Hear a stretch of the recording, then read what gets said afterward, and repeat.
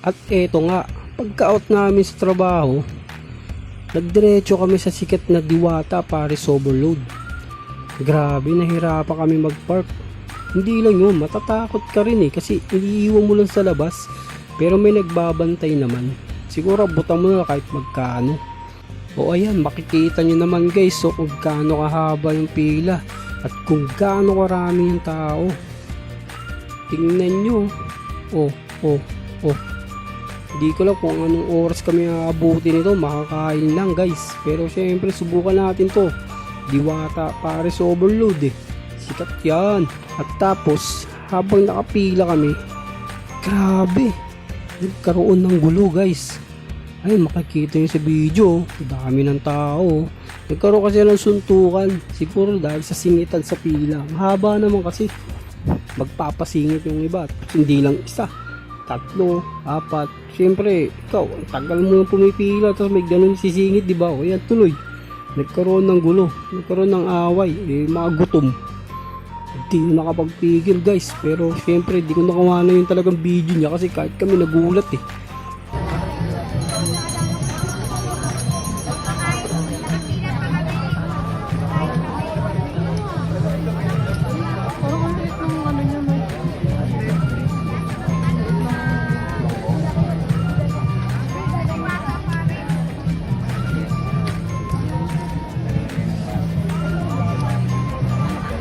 Puno rin sa loob.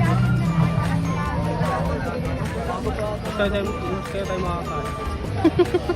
Dos eh.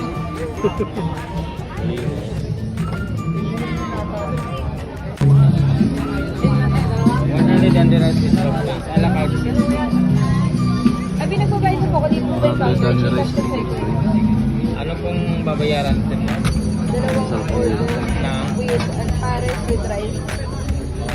Ilan? Dalawa po. With soft drink po tayo. Wala dito. Ano din ako?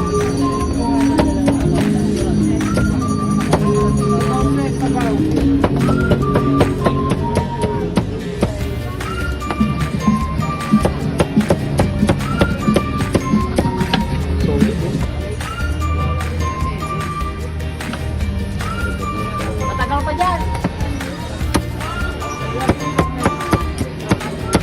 Meron na.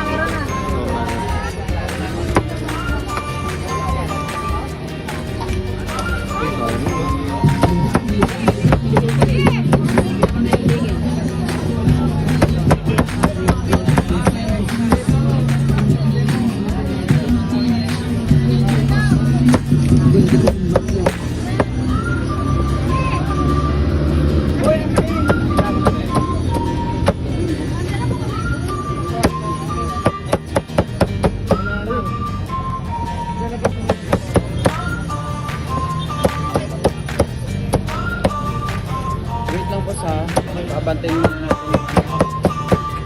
Bawi sa bawi.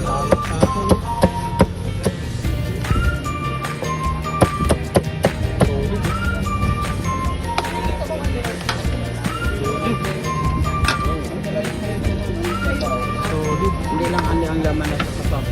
Papo.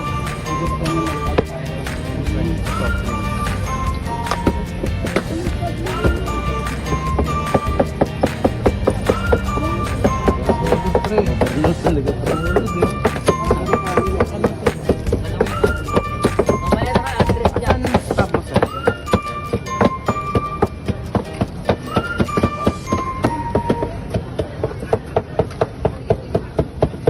nakapasok din. Okay, so Kung maglilipin sa mo, pipila. solid.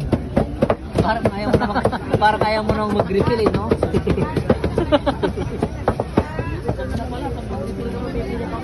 Pre, papakain ka. Talaga naman, no? Solid, no? Pero isang pila lang ng sabaw to. Ang haba ng pila, pipila ulit dun, no?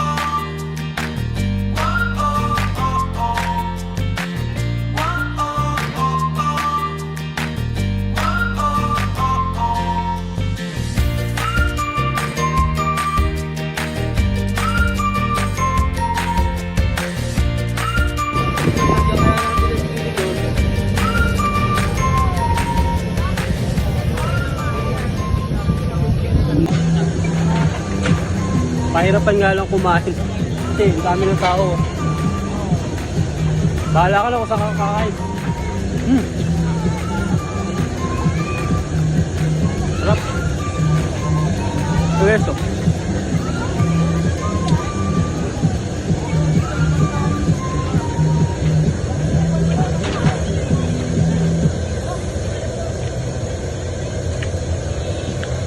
Panalo.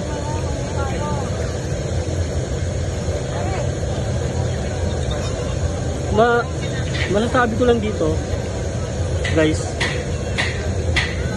parang wala naman siya pinagkaiba sa mga nabibili natin na lechong kawali.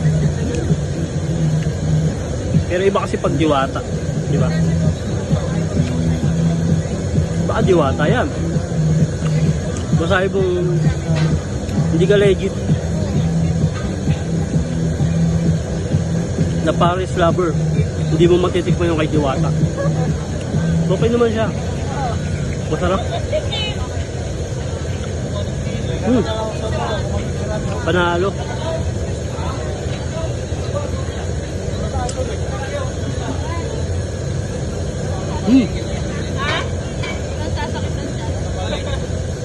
Mukhang makakarami ako.